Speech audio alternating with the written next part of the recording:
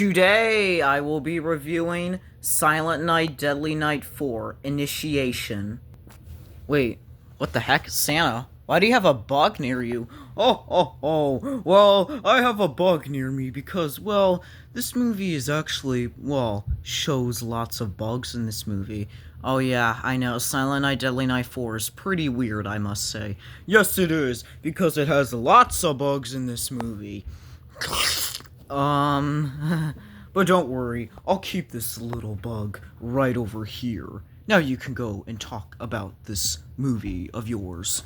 Yeah, about that. So, Silent Night, Deadly Night 4 Initiation is so weird. And to be honest, the movie doesn't even feel or mention like a whole Christmas and stuff like that. It doesn't even have the killer Santa Claus that we all wanted. Instead, it has a bunch of witches and bugs, and apparently these witches hate men and want them to, like, I really don't know. Yeah, this movie is super weird and like has some weird, like disgusting, creepy scenes. But I kind of do like the movie, and I know your brain did not glitch when I just said that. I do kind of like this movie. I don't want to lie to you and say that I don't like this movie, even if it does like feature bugs. But I think it's kind of interesting to change things up. But I feel like they should have kept the Killer Santa things. But hey, I guess it's cool they change things up. This is kind of like Season of the Witch of the Silent Night, Deadly Night franchise. But like I said, pretty interesting, I guess, even if it features bugs.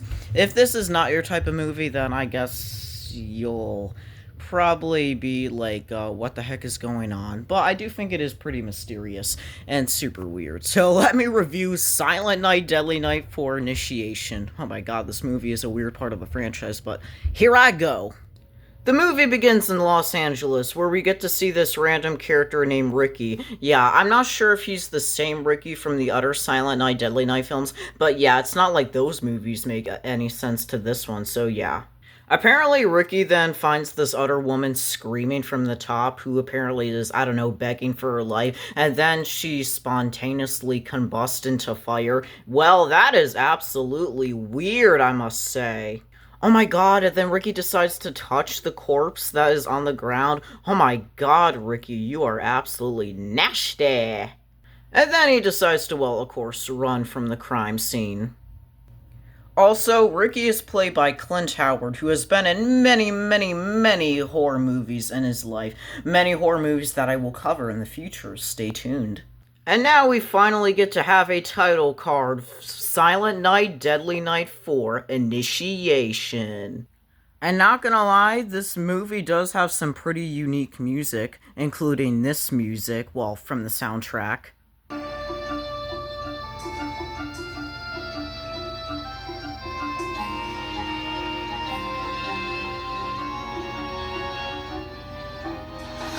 And this movie also has this, well, mysterious music in the background.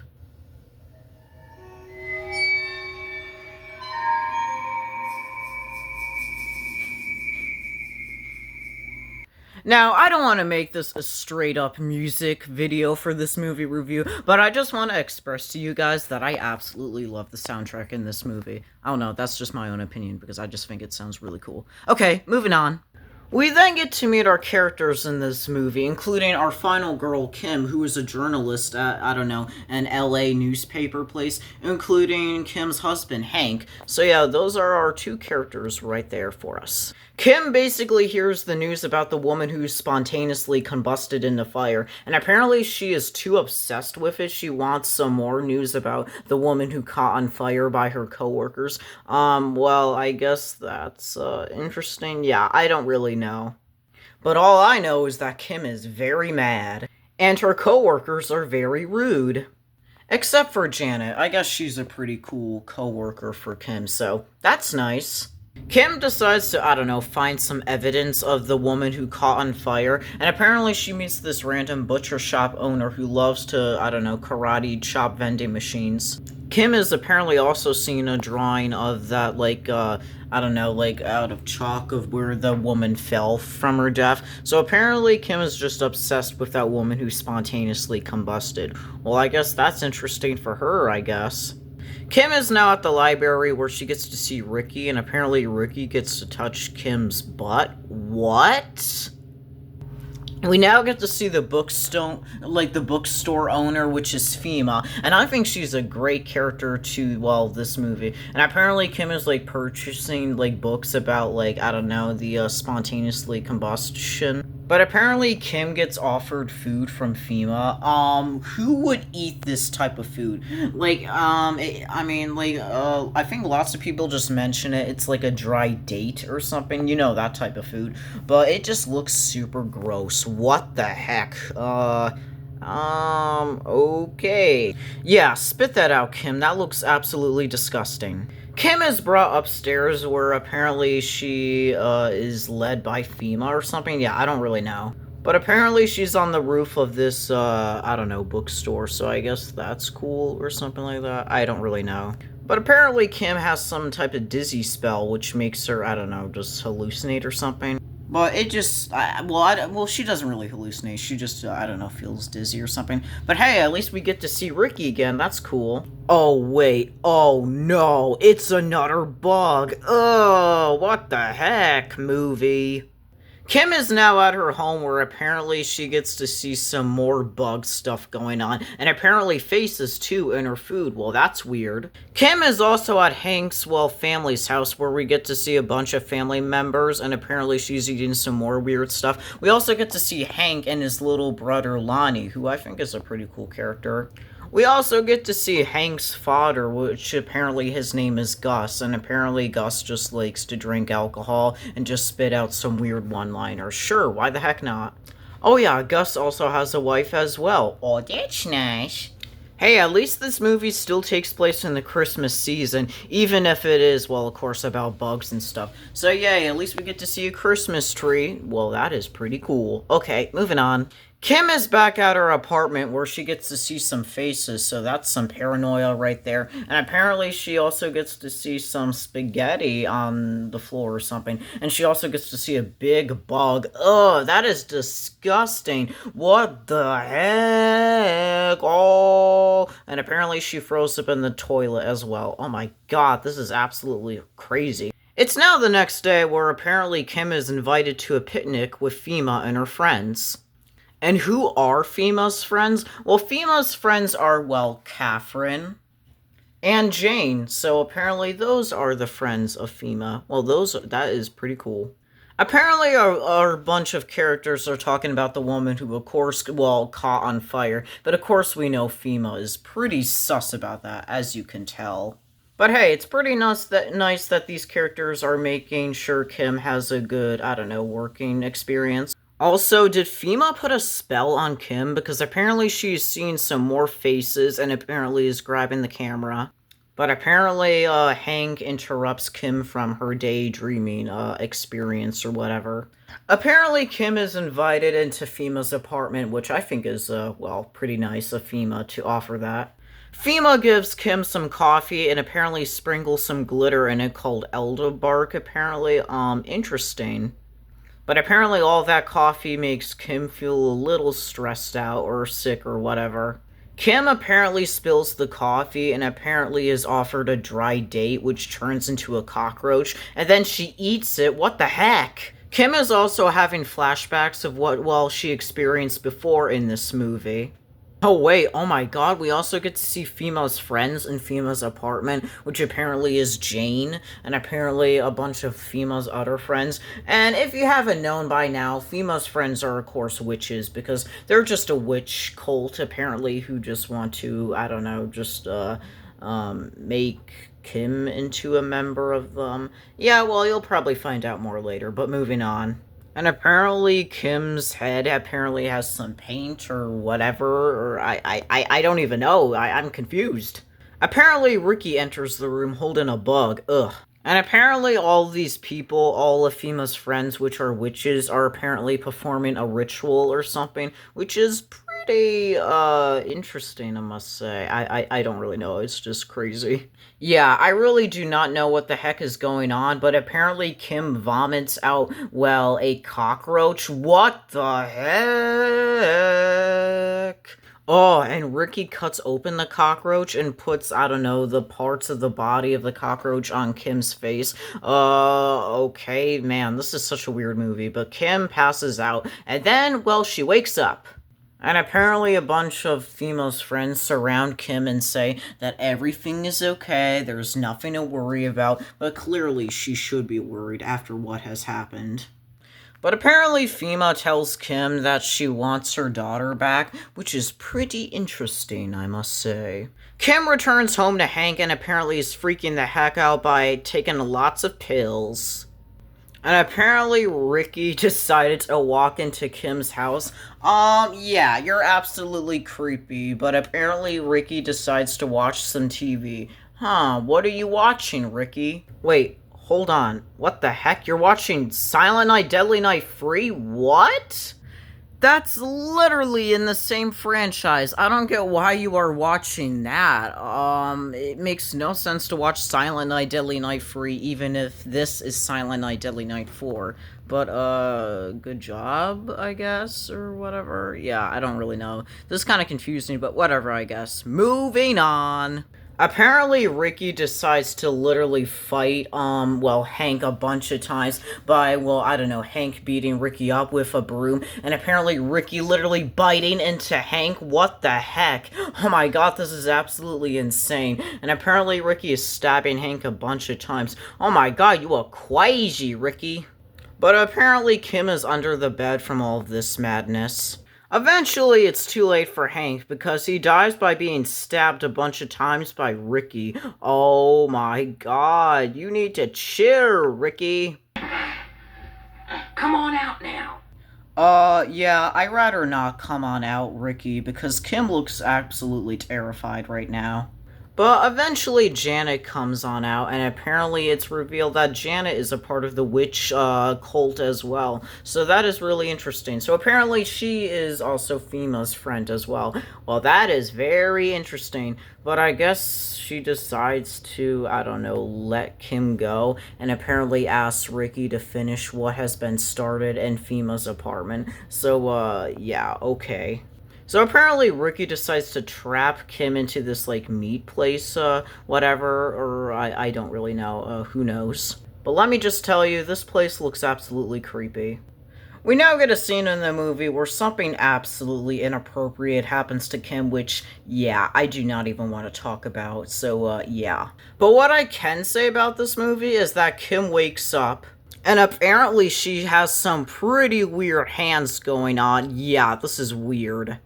And apparently Kim is also peeing on the floor as well. Oh, what the heck? And apparently she's also turning into a mermaid as well. What? What the heck? What is going on here? And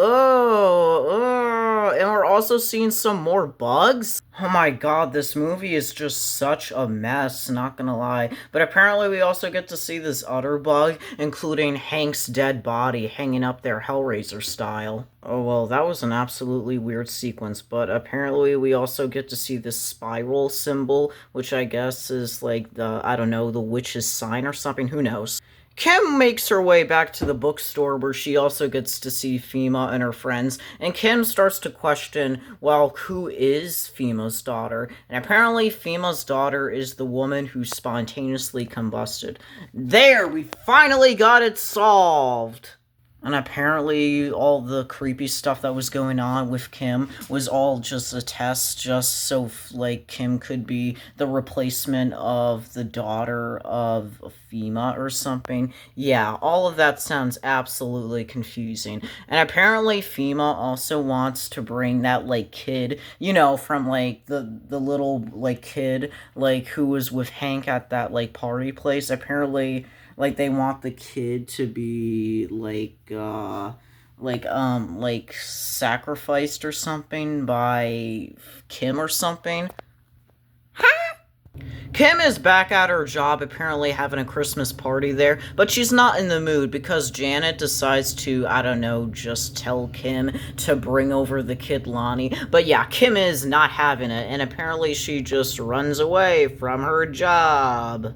Oh no, well, you have to deal with Ricky. Well, that's just a huge bummer. Wow, and apparently we get to see some more bugs. Ugh. So yeah, Ricky is basically being a stalker, just chasing after Kim, just running after her. Apparently, Kim is forced by FEMA and Ricky and the other witches to go after the kid Lonnie, and apparently that eventually happens. So, yeah, Ricky and Kim decide to drive up so they can, I don't know, capture Lonnie or something. Also, is Lonnie wearing a Tommy Jarvis sweater? Heck yeah! Kim decides to, I don't know, just take Lonnie. Apparently, she's just not too happy about it, but she has to follow the other characters' rules. You know, those witches. Same with Ricky.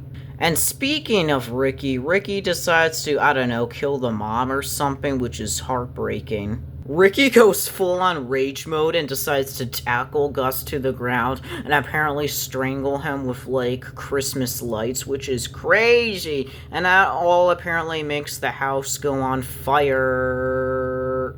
Ricky decides to, well, eventually run back into the van where apparently Lonnie is still panicking. Oh my god, just a lot of traumas happening in this movie. And now we are at the final act where apparently Ricky and the witches, same with Kim, apparently have Lonnie to the ground.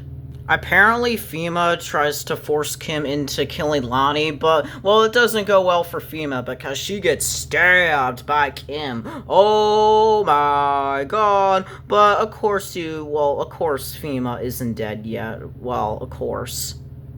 Because apparently Ricky decides to have a soft spot for Kim, and apparently is, apparently FEMA is approaching, like, Kim with hatred in her eyes, until, well, Ricky gets stabbed by FEMA. Oh my god, wow, this is absolutely brutal, not gonna lie. Oh my god, raising up the weapon, ugh.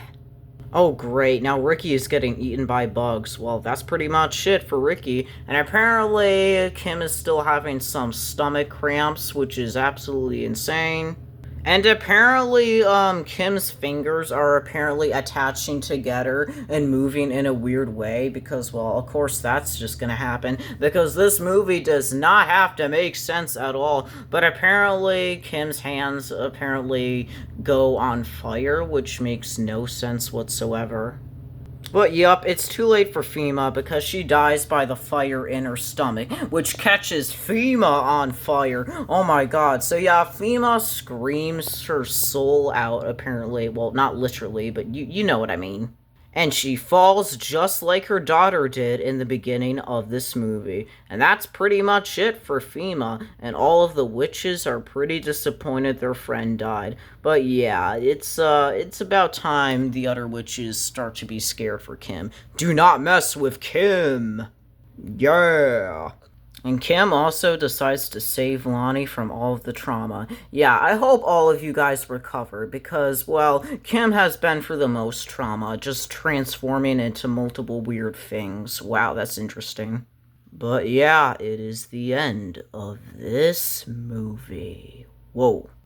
So yeah, that was the end of me reviewing Silent Night, Deadly Night 4, Initiation. Oh my god. This movie was insane. This did not feel like the same Silent Night, Deadly Night films, although most of them do not make any sense. It just completely forgets the whole Killer Santa thing and replaces it with a bunch of witches and bugs. It sounds really weird, of course, as you can tell from, well, what I was talking about, but I do kind of like the movie because of how insane it is. Sure, there are some really weird scenes, but I do think the movie is kind of, like, mysterious, so I do kind of like the movie, even though if it is pretty crazy. So yeah, that's the end of me reviewing Silent Night, Deadly Night 4 Initiation. I cannot wait to review Silent Night, Deadly Night 5 The Toy Maker, which is also crazy, but not as crazy as this movie. So yeah. Oh, great, I see a bug. Yeah, you should probably run away from it, because it's about to attack you. Well, I'll see you guys in the next movie review. Bye!